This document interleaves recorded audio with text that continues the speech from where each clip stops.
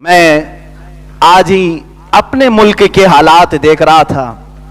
اتر پردیش کے الیکشن ہونے والے ہیں، کئی جگہوں پر سیاسی ماحول گرم ہے۔ میرے عزیزوں، مجھے سیٹ کرسی سے کوئی مطلب نہیں، لیکن میں یہ دیکھتا ہوں یہاں ساری ذات، ساری برادریاں اپنا اپنا گٹھ بندھن بنا رہی ہیں۔ میں نے دیکھا کہ مسلمان اس میں کہاں ہیں۔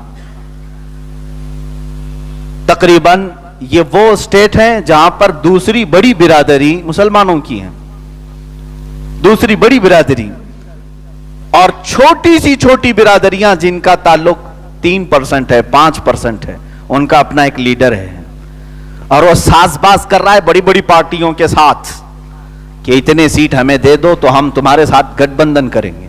مرکزی حکومت پر قائم پارٹی، رولنگ پارٹی کے ساتھ بہار کے اسٹیٹ میں 3% رکھنے والی تعداد کا ایک لیڈر سیٹوں کے لیے یہ ساز باز کر رہا ہے۔ پورے اسٹیٹ میں دیکھا، کہیں کوئی ایسی ہماری قیادت نظر نہیں آ رہی جو بنام مسلمان بات کر سکے۔ دیکھا ہر پارٹی میں یہ ٹکڑے ٹکڑے موجود ہیں، ہر پارٹی میں۔ بی جے پی میں بھی یہی جھنڈے لہرا رہے ہیں، کانگریس میں یہ جھنڈے لہرا رہے ہیں، وہاں جتنی لوکل پارٹیاں سب میں مسلمان موجود ہیں۔ ہوتا یہی ہے میرے عزیزوں، میں نے کہا جو شعر متحد ہوگے تو کہلاؤگے مومن و غازی، منتشر ہوگے تو قصدوں میں صفایا ہوگا۔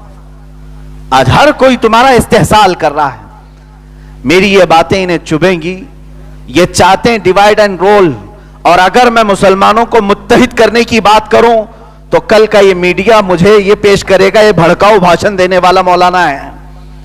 ہم اگر یونٹی کی بات کریں، اتحاد کی بات کریں، تو ڈر ان کو ہے کہ پورے مسلمان متحد ہو جائیں تو پھر ہمیں ان کی بات ماننی پڑے گی، ان کے مطالبے سننے پڑیں گے، اس لیے ان کو ہر پارٹی میں ٹکڑے ٹکڑے کر کے رکھو۔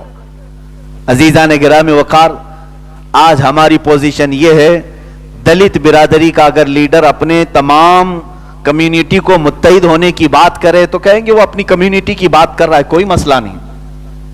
سارے دلتوں کو جمع کرنے کی بات کر رہا ہے، برہمن اپنے اسٹیج سے کہے، ٹھاکر اپنے اسٹیج سے کہے کہ سارے ٹھاکر جمع ہو جاؤ ایک ہی جھنڈے کے نیچے، تو لوگ اس سے کہیں گے وہ اپنی کمیونٹی کو جمع کر رہا ہے۔ افسوس یہاں ہے اگر مسلمان یہ کہہ دے کہ سارے مسلمان جمع ہو جاؤ تو کہیں گے بھڑکاؤ بھاشن ہے، سب کو جمع کر کے یہ جہاد کا اعلان کرنا چاہ رہے ہیں۔ ہمارا جمع ہونا بھی ان کے لیے تکلیف دہ ہے، سمجھو میرے عزیزوں۔ اسی لیے اقبال نے بہت پہلے یہ کہا تھا، نہ سنبھلو گے تو مٹ جاؤ گے ہندی مسلمانوں، تمہاری داستان تک نہ رہے گی داستانوں میں۔ انہوں نے کہا تھا، نہیں تیرا نشیمن قصر سلطانی کے گنبد پر، تو شاہین ہے بسیرا کر پہاڑوں کی چٹانوں میں۔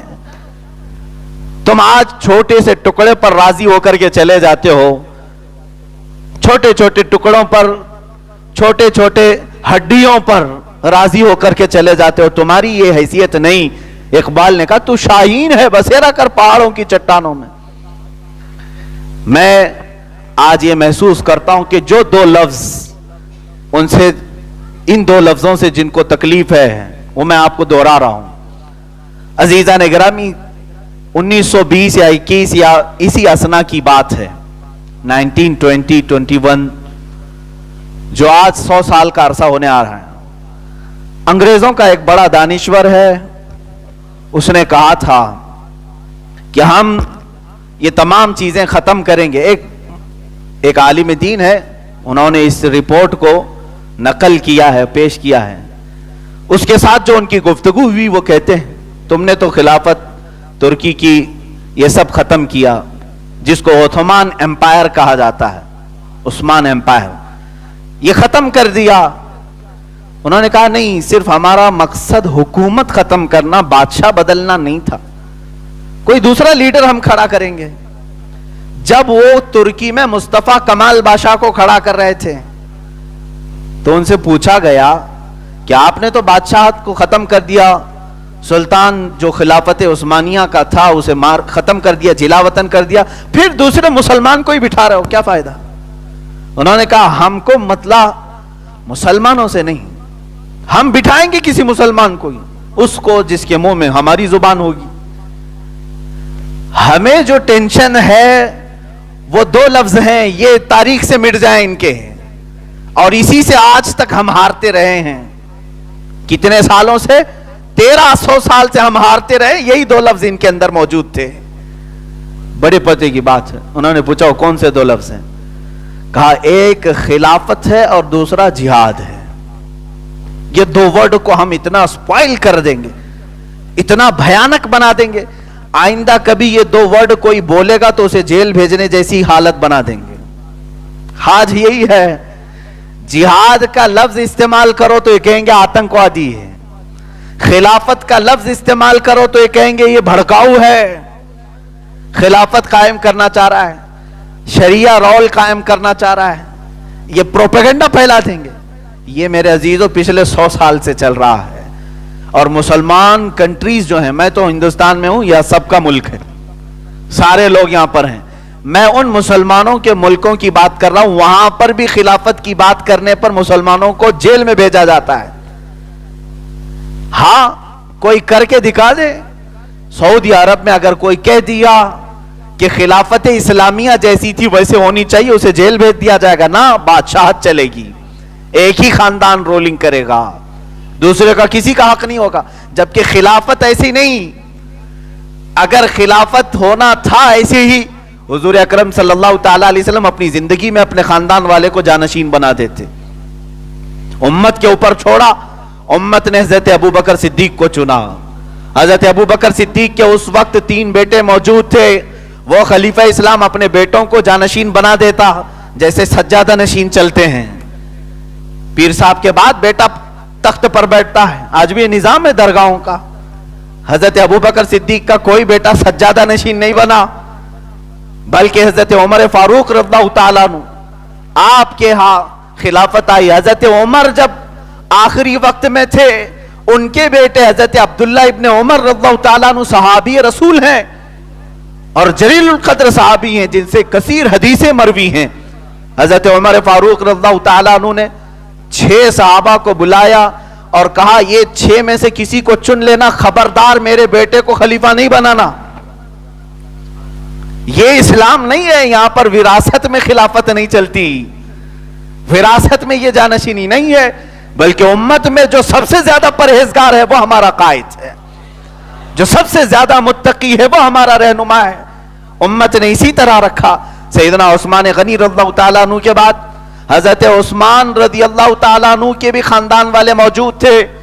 آپ نے اپنے خاندان میں سے کسی کو اپنا خلیفہ منتخب نہیں کیا, بلکہ یہ خلافت جیسے رسول کریم صلی اللہ تعالیٰ علیہ وسلم چھوڑ گئے تھے امت کے اوپر, ایسی حضرت عثمان بھی جاتے وقت امت کے حوالے کر گئے, اور ساری امت نے اس شیر خدا کو چنا جس کی قیادت میں کسی کو شک نہیں تھا.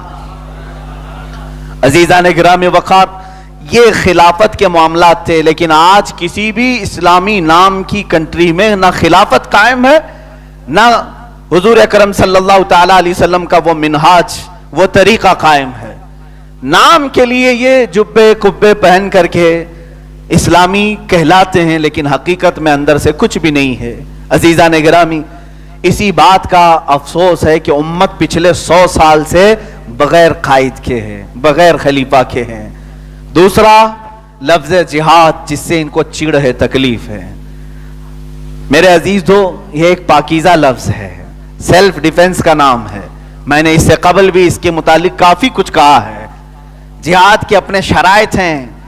جہاد اس کو نہ کہو جو اپنے آپ پر بم باندھ کر کے کہیں ناحق لوگوں کو اڑا دیتا ہو, وہ جہاد سے اس کا کوئی تعلق ہی نہیں ہے.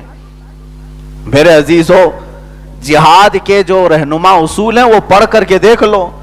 میں سمجھتا ہوں کہ اللہ کے حبیب صلی اللہ تعالی علیہ وسلم کی تعلیمات جہاد آج دنیا کی کسی جنگ کرنے والی قوم میں موجود نہیں, کسی میں بھی نہیں. یہ جس ملک پر اترتے ہیں سب اجاڑ کر کے چلے جاتے. جو ہیومن رائٹس کی سب سے زیادہ بات کرنے والا امریکہ, جس ملک میں اترتا ہے الو سے بھی زیادہ تباہی مچا کر کے جاتا ہے. پوری پوری زمینیں ویران بنجر کر کے چلے جاتے. لیکن یاد ہے آپ کو تعلیمات رسول صلی اللہ تعالی علیہ وسلم, فرمایا اپنے صحابہ کو اگر جنگ کی نوبت آ جائے, پہلے تو حضور کا فرمان یہ سنیں, لا تتمنوا لقاء عدوکم، حضور فرماتے کبھی بھی جنگ کرنے کی تمنا مت کرنا. یہ میرے آقا کے فرامین ہے. کبھی بھی دشمن سے مٹ بھیڑ ہونے کی، جنگ کرنے کی تمنا نہ کرنا. فَإِذَا لَقِيتُمْ، ہاں اگر آ پڑی جنگ ایسے، تب پھر حضور نے فرمایا کہ کیا کیا کرو. فرمایا ہے مجاہدین، جب تم کسی زمین پر اترو تو وہاں کے درختوں کے پتے نہ اکھاڑو، وہاں کی عورتوں کو ٹچ نہ کرو، گھروں میں بیٹھی ہوئی ماؤں کو اور ان کے بچوں کو نہ اٹھاؤ، بڑی عمر والوں کے ساتھ جنگ نہ کرو، انہیں معاف کر دیا کرو. آج اگر یہ اصول کسی بھی کنٹری کے پاس موجود ہیں تو ہمیں بتائیں. 2 بڑی جنگیں ہو چکی ہیں، world war first, world war 2 second. ان میں ہلاکتیں کتنی ہوئی، ایک ملک نے دوسرے ملک میں کتنوں کو مارا ہے. ایک لسٹ جا کر کے آپ انٹرنیٹ میں دیکھیں، کروڑ سے زیادہ لوگوں کو ہلاک کیا گیا. اور شہروں پر جو بم مارے گئے، تقریباً آج 70 سال ہو گئے. 2 شہر ایسے ہیں، ہیروشیما اور ناگاساکی، جس میں نیوکلیائی بم ڈالے گئے تھے. آج تک وہاں زمین میں سبزہ نہیں اگتا. یہ ہیومن رائٹس کے لوگ ہیں، ہیومن رائٹس کی بات کرنے والے علم بردار لوگ ہیں، جو زمین کو 70 سال سے بنجر کر کے رکھا ہے. اسلام نے کبھی ایسے جہاد کا حکم دیا ہی نہیں. ہم تو جہاد کا لفظ جو ہے اس پوتر اور مقدس چیز کے لیے استعمال کرتے ہیں جو آج ہر دنیا کے ہر انسان کو ضرورت ہے. سیلف ڈیفنس کا نام ہے، سیلف ڈیفنس کا نام ہے. تمہارے اوپر کوئی آفت آ گئی تو کیا تم اپنے آپ کو نہیں بچاؤ گے؟ اپنے آپ کو بچانا، اپنے دین کو بچانا، اپنی قوم کو بچانا، اس کا نام جہاد ہے. لیکن یہ 2 لفظ یہ ہماری زبانوں پر آنے دینا نہیں چاہتے، اس لیے کہ اللہ کے حبیب صلی اللہ تعالی علیہ وسلم کی حدیث سنو. حضور صلی اللہ تعالی علیہ وسلم نے فرمایا میری امت ذلیل ہو جائے گی. کب؟ حدیث کا میں مفہوم بیان کر رہا ہوں. میری امت ذلیل ہو جائے گی جب یہ جہاد کو ترک کرے اور کھیتی باڑیوں میں لگ جائے. جہاد کا مطلب ہے اپنے حقوق کا مطالبہ کرنا چھوڑ دے، اپنے حقوق کا مطالبہ کرنا چھوڑ دے. آج اپنے حق مانگنے کے لیے بھی لوگ یہ کہتے ہیں یہ بھڑکاؤ ہے. اپنے حقوق اگر مانگے جائیں تو یہ کہتے ہیں بھڑکاؤ بھاشن ہے. غالباً پچھلے جمعہ کے متعلق میں نے کمزور طبقے کے لوگوں کے متعلق بات کی. ہندوستان میں دلت برادری کے ساتھ آج بھی ناانصافیاں ہیں. اس کو نیوز چینل نے، انڈیا کا ایک بڑا نیوز چینل جس کو پھیکو نیوز کہا جاتا ہے، میری تقریر چلا کر کے یوں کہتا ہے کہ بھڑکاؤ مولانا ہے، یہ کمیونٹی میں لڑانا چاہتے ہیں. یعنی تم اپنے سٹیج پر سے یہ کہو گولی مارو تو کوئی بھڑکاؤ بات نہیں، اور اگر ہم کمزور طبقے کے لیے انصاف کی بات کریں تو بھڑکاؤ بات ہے. عزیزان گرامی، بہت دیر سے چپ رہے، اس کی سزا یہ ہمیں آج مل رہی ہے. بہت دیر سے تم خاموش رہے، اس کی سزا یہ آج ہمیں مل رہی ہے. ہم اپنے حقوق نہیں مانگ رہے. میں پچھلے کئی دنوں سے کہہ رہا ہوں، ممبئی کی سرزمین پر آج 7 مہینے ہو گئے مسجدوں کو تالے لگے ہوئے ہیں، اللہ کے گھروں کو تالے لگے ہوئے ہیں. کس نام سے؟ ایک بیماری کے نام سے. بیماری کا تو وہاں پر حال ایسا ہے کہ سارے لوگ تو حال میں ہیں بالکل. ہاں، ساری مارکیٹیں بھری ہوئی ہیں. اب تو ریسٹورنٹ کو، بار کو، سب کو اجازت ہے کیونکہ اس سے گورنمنٹ کا نفع ہے. مسجدوں سے کچھ جاتا نہیں ہے، اس لیے بند کر کے رکھا گیا. ٹھیک ہے، گورنمنٹ بند کر کے رکھی، لیکن تمہیں کیا بات سوجی ہے جو تم آج تک خاموش بیٹھے ہوئے ہو؟ اور یاد رکھو، جب تمہیں احساس بھی نہیں مسجدوں میں جانے کا تو پھر اس طرح کی بابری مسجدوں کے شہید ہونے کی فکر بھی مت کرو. جب تمہیں احساس ہی نہیں رہا تو مسجدیں ٹوٹتی رہیں گی. تمہیں کس بات کا غم ہوگا؟ عزیزان گرامی، میں یہ سخت جملے اس لیے کہہ رہا ہوں کہ آج ہم اپنے حقوق مانگنا ہی چھوڑ چکے ہیں اور ہمارا کوئی قائد نہیں رہ گیا. اور جس کو ہم بناتے ہیں وہ ہماری قوم کو بیچ کر کے آتا ہے، رات میں بیٹھ کر کے جا کر کے بیچ آتا ہے. صرف سفید کرتا سفید پیجامہ پہننے کا نام لیڈر اور قائد نہیں ہوتا. میرے عزیزو، اللہ کے لیے आज इत्तेहाद कायम करो और समझो हालात को। इकबाल की बात को समझ लो, मेरी बात छोड़ो। न संभलोगे तो मिट जाओगे ऐ हिंदी मुसलमानों, तुम्हारी दास्तां तक न रहेगी, दास्तानों में सब खत्म कर दिया जाएगा। हमारी यूनिटी खत्म कर दी गई, फिर भी हम खामोश हैं। ये के बाद दीगरे आज हम पर ये शिकंजे कसते जाएंगे। हो सकता है हमें जो बोलने की आज आजादी है ये भी छीन ली जाएगी, ये भी खत्म कर दी जाएगी। आज मैं देख रहा हूं दूर दराज तक उलमा के ऊपर भी ऐसी पाबंदियां हैं कि वो बोलने से खौफ खा रहे हैं, डर रहे हैं। आधा तो अपनी कौम ने उन्हें डरा कर रखा है और आधे से ज्यादा गवर्नमेंट ने उन्हें डरा कर रखा है। ये सबसे बुरी हालत के दिन हम गुजार रहे हैं। अजीजान गिरामी वक़ार, मुसलमान के ऊपर ऐसे हालात कभी पिछली सदियों में नहीं आए थे। हम बात करते हैं सुल्तान सलाहुद्दीन अय्यूबी की, हम बात करते हैं उमर फारूक रज़ी अल्लाह ताला अन्हु की, लेकिन मेरे अजीजों ऐ नौजवानों, नाम लेने से पहले उनके किरदार को भी पढ़ लिया करो, उनके किरदार को पढ़ लिया करो। बैतुल मुक़द्दस उस वक्त भी जब सलाहुद्दीन अय्यूबी की जवानी का जमाना था, जवानी का जमाना, बैतुल मुक़द्दस पर यहूद और नसारा ईसाइयों का ऐसा गलबा था कि उसको पामाल करके रखे हुए थे, पामाल किए हुए थे। हर जगह एक शोर था कि बैतुल मुक़द्दस क़िबले अव्वल ईसाइयों के कब्जे में है। सलाहुद्दीन अय्यूबी एक वो नौजवान जो सिपाही, एक कारीगर को देखा, एक बढ़ई जो लकड़ी का मिंबर बना रहा था, बहुत खूबसूरत मिंबर बनाया। सलाहुद्दीन अय्यूबी ने उस मिंबर को ले लिया और कहा कि ये मिंबर मैं बैतुल मुक़द्दस में लगाऊंगा। जबकि बैतुल मुक़द्दस उस वक्त आजाद होने जैसी सिचुएशन थी भी नहीं, सब कटे हुए बटे हुए थे। लेकिन जब अज़्म मुसम्मम होता है, यकीन महकम होता है, अमल पैहम होता है, तब फिर अल्लाह रब्बुल इज़्ज़त हजारों रास्ते भी खोलता है। सलाहुद्दीन अय्यूबी ने ऐसी मेहनत की थी, कई सालों की उनकी मेहनत शाक्का के बाद बैतुल मुक़द्दस के दरवाजे उनके लिए कुशादा हुए। उसी मिंबर को ला करके उन्होंने बैतुल मुक़द्दस में रखा और उस पर खुतबा भी दिया। अजीज़ान गिरामी वक़ार, हम वो किरदार को पढ़े हैं, लेकिन आज हमारी आंखों के सामने सब लुटता हुआ दिख रहा है। हम में से लोग अपने घरों को बचाते हुए आज घरों में कैद हैं, बंद हैं, बाकी दीन और इस्लाम और अपनी कौम के लिए आवाज उठाने की किसी को फिक्र नहीं, कोई नहीं चाहता। हाँ, आज भी बना मुसलमान हर पार्टी में लीडर हैं, लेकिन मैं उनको खलीफतुल मुस्लिमीन नहीं कहता और ना ही वो उलुल अम्र हैं, इसलिए कि उनसे बेहतर तो वो लीडर हैं जो अपनी बिरादरी में आकर के वक्त तो गुजारते हैं, उनके मामलात को हल तो करते हैं। लेकिन हमारे साथ आज तक यही होता रहा कि हमारे वोटों से भी ऊपर आने वाले लोग, क़यादत में जिनको हमने पहुंचाया, वो दूसरों की गोद में जाकर बैठते हैं और फिर हमसे कहते हैं कि तुम लोग करीब मत आना, तुम्हारे आने से हमारा स्टेटस बिगड़ सकता है, हमारी इमेज खराब हो सकती है। और यहां हम चुप हैं, खामोश हैं। अजीज़ान गिरामी वक़ार, मैं अब आखिर में जो बोलना चाहता हूं वो ये है कि पूछना सीखो, बात करना सीखो। मैं इतना तो कर करके जाऊंगा इंशाअल्लाह। आज अगर मैं तन्हा बोलता हूं तो कल मौला 100 को बोलने वाला तैयार कर देगा। पूछना सीखो, फिर देखो इंशाअल्लाह उल अज़ीज़ अल्लाह तबारक व तआला हमेशा हक के साथ है। उसने कुरान में फरमाया, व कान हक्कन अलैना नस्रुल मुमिनीन। मौला फरमाते हैं मैंने अपने ऊपर लाजिम कर लिया है कि ईमान वालों की ही मदद करूंगा। डरने की बात नहीं, मौला हमारे साथ है।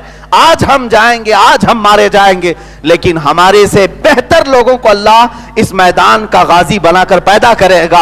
आप देखें मस्जिद नबवी शरीफ है, पूछने का हक किसी को नहीं है। इस्लाम में पूछने का हक नहीं था ना। खलीफतुल मुस्लिमीन उमर इब्न खत्ताब रज़ी अल्लाह ताला जिनकी फजीलत में मेरे आका फरमाते हैं, ये जिस रास्ते से गुजर जाए शैतान उस रास्ते पर नहीं आता, जिसके रौब और जलाल का ये आलम है। उस खलीफतुल मुस्लिमीन उमर इब्न खत्ताब रज़ियल्लाहु ताला अन्हु का हाल ये था कि लोग डर कर कांपते थे, वो कोड़ा अपने कंधे पर लेकर के ही घूमते थे। कहीं कोई हरामकारी करता हुआ दिखाई दे दिया तो फिर उसकी शामत आनी थी। ऐसे रौब और दबदबे वाले खलीफतुल मुस्लिमीन अगर मस्जिद नबवी में खुतबे के लिए खड़े हैं और पूछे सहाबा से कि है किसी को कोई सवाल, तो सहाबा यूं नहीं कि खामोश छुप करके बैठ जाएं कि ये वक्त का अजीम खलीफा है जिससे कैसर और किसरा कांपते हैं, ना पूछो, कुछ भी ना पूछो। ना, सहाबा ने हमें मिजाज दिया। उसी मजमे में सहाबी रसूल हजरत सलमान फारसी खड़े होते हैं, पूछते हैं अमीरुल मोमिनीन आपसे मेरा ये तीखा सवाल है। तीखा सवाल क्या है कि माले गनीमत में जो कपड़े तकसीम हुए सारे सहाबा को, आप भी उस जिहाद में थे, सबको बराबर बराबर कपड़ा आया और किसी का भी जुब्बा पूरा नहीं बन रहा है, आपका जुब्बा पूरा कैसे बन गया? क्या आपने माले गनीमत में से अपने लिए ज्यादा कपड़ा ले लिया? ये पूछने का हक भी इस्लाम ने हमें दिया है। वक्त के खलीफा इस्लाम को सहाबी रसूल मजमे में से पूछ रहे हैं, और हजरत उमर फारूक ने ये नहीं कहा कि इसको बाहर कर दो, निकाल दो। ये सवाल कैसा करता है? आज प्राइम मिनिस्टर से कोई मीडिया वाला पूछ नहीं सकता। हाँ, पूछेगा तो ये पूछेगा आप आम कैसे खाते हैं, बाकी ये नहीं पूछेगा कहां गए पैसे, कहां गया काला धन, ये ना पूछे। सारा स्क्रिप्टेड है। ये डेमोक्रेसी है जिसमें डिक्टेटरशिप लाई गई है। यहां सवाल करने का हक नहीं। आप इनसे ना पूछो, इनके दुश्मनों को जितना खोद करके पूछो उतना अच्छा समझा जाएगा आपको, इनको ना पूछो। हाँ, हजरत उमर फारूक रज़ियल्लाहु ताला अन्हु ने अपने दरबार से निकाला नहीं, जवाब दिया। फरमाते हैं मेरे बेटे अब्दुल्ला भी जिहाद में शरीक थे, उनको भी कपड़ा मिला, मुझे भी मिला। उन्होंने अपना कपड़ा मुझे हिबा कर दिया, मैंने दोनों मिलाकर के सिला लिया, मेरा जुब्बा पूरा हो गया। जवाब दे दिया। मुतमईन हो गए साहबी रसूल, बैठ गए। अजीजान गिरामी, ये असली जमहूरियत थी जहां कहा जाता है for the people by the people, जिसके उसूल हैं डेमोक्रेसी के। लेकिन मैंने अब देखा है ये फॉर द पीपल नहीं है, ये फॉर द पीपल है। लोगों से बहुत दूर इसका नाम बना दिया गया है।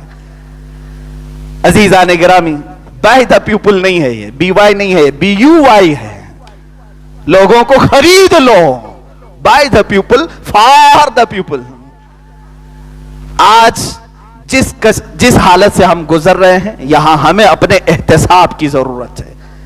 हम उस मुकद्दस जमात से वाबस्ता हैं जिनको अल्लाह ने फरमाया कुंतुम खैर उम्मतिन उखरिजत लिन्नास, तुमको मैंने सबसे बेहतरीन उम्मत बनाया है। सबसे बेहतरीन उम्मत किस लिए हो? तअमुरून बिल मारूफ व तनहौना अनिल मुनकर व तुमिनून बिल्लाह, तुम हमेशा हक की बात करते हो और तुम बुराइयों से रोकते हो और अल्लाह को बगैर देखे मानते हो, इसलिए तुम खैर उम्मत हो। आज हम हक की बात करेंगे इंशाअल्लाह अज़ीज़, चाहे इस पर किसी की नाराजगी हो। हमने सुना है अल हक मुर्रन, हक बात कड़वी होती है, लेकिन मैं बारहा कहता हूं बुखार की गोली भी कड़वी होती है। निगल लो तो अच्छा है, तुम्हारा भला है, बीमारी निकल जाएगी। आज मैं उन तमाम उलमा से भी कहना चाहता हूं जिनको अल्लाह ताला ने इनाम में मिंबर रसूल अता किया है, तुम्हारे से सवाल किया जाएगा क़यामत के दिन। कुरान कहता है वइज़ अख़ज़ल्लाहु मीसाक़ल लज़ीना ऊतुल किताब लतुबय्यिनुन्नहु लिन्नास वला तक्तुमूनहु, अल्लाह ने एक वादा लिया है उलमा की जमात से कि जब तुम जाओगे तो हक बयान करोगे लोगों को और कोई भी हक बात छुपाओगे नहीं। उलमा से अल्लाह ने ये वादा लिया है। कब? हमारी रूहों से वादा लिया है।